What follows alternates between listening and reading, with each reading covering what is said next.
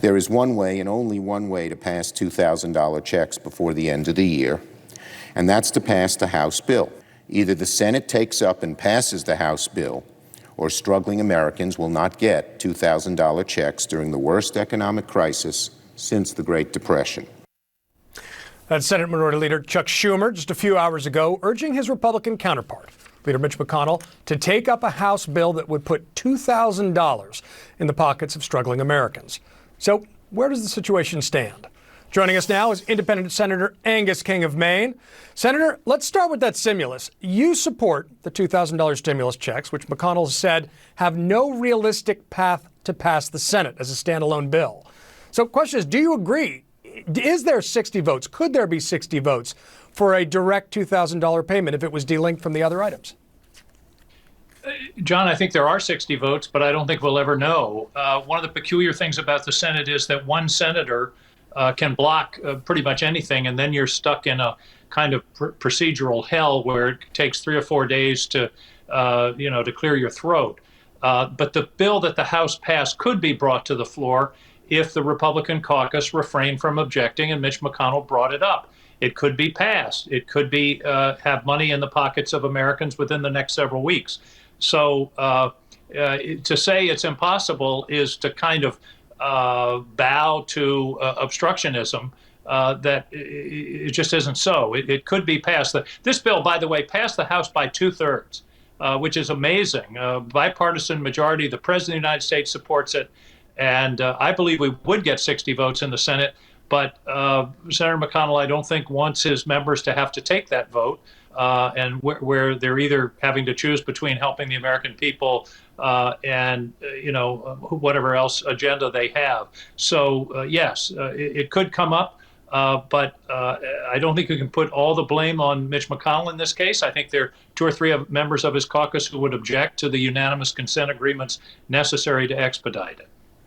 All right. Well, speaking of another veto by Trump that's been overridden, the National Defense Authorization Act, of course, been overridden by the House as well. But that's being held up by Senator Bernie Sanders over these $2,000 direct payments. But let's talk about the bill, because Trump objected to provisions in the act like Section 230. He wants it linked, Confederate bases. But you've been very vocal about one of the great strengths of this bill being the cyber legislation that's in its place. Could you explain why that's so important?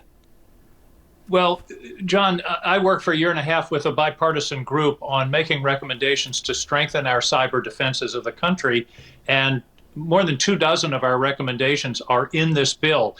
If those recommendations were all together in one single bill standalone, it itself would be the most significant piece of cyber legislation ever passed by the U.S. Congress. So there's an enormously important segment of this bill that we really need to get through. And this was before we knew about the SolarWinds hack. I mean, that sort of puts an exclamation point on how important this work is. So that's a sort of sub-piece of the bill that hasn't gotten a lot of publicity.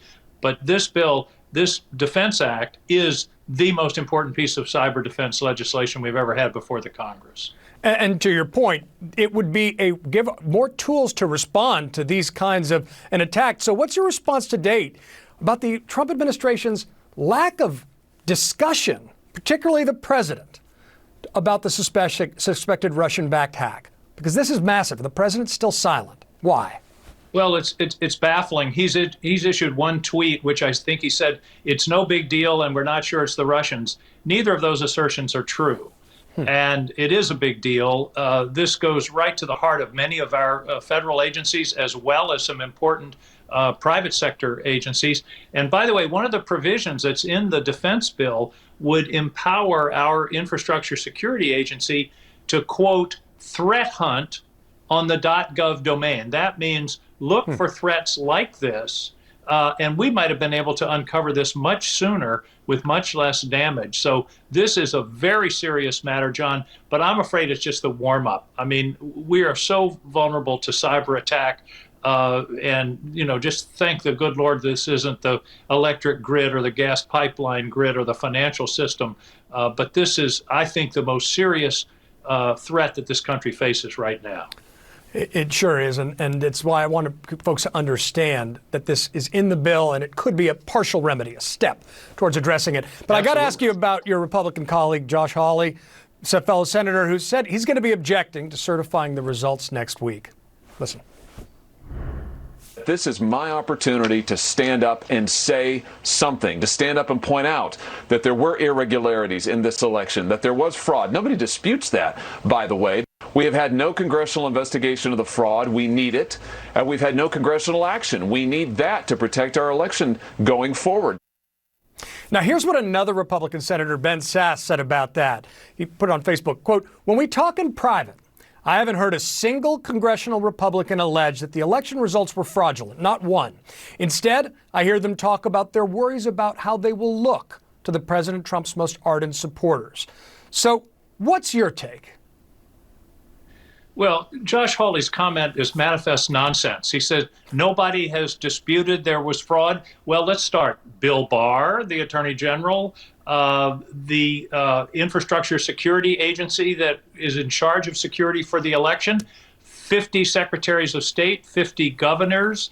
That's who have looked into this and found that of course there are irregularities. You were talking about, whatever it is, 150 million people voting. There are going to be irregularities. But the point is nothing remotely able to change the results of an election that was won by 7 million votes nationally or in any of the so-called battleground states. So for Senator Hawley to say, we need to look into this, well, the president and his allies have had almost 2 months to challenge the results of the elections, to bring evidence before the courts, and I think they're batting 1 for 60. They've lost all the cases. Republican judges, Trump-appointed judges have dismissed these cases. That's where you contest these matters.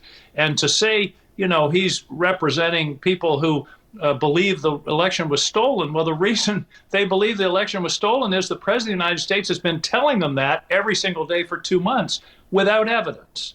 And to bring this challenge at this date it's democracy versus Trump at this point. I mean, that's really what we're talking about. This is a direct attempt to overturn a democratic election, which is the beating heart of our entire democratic system.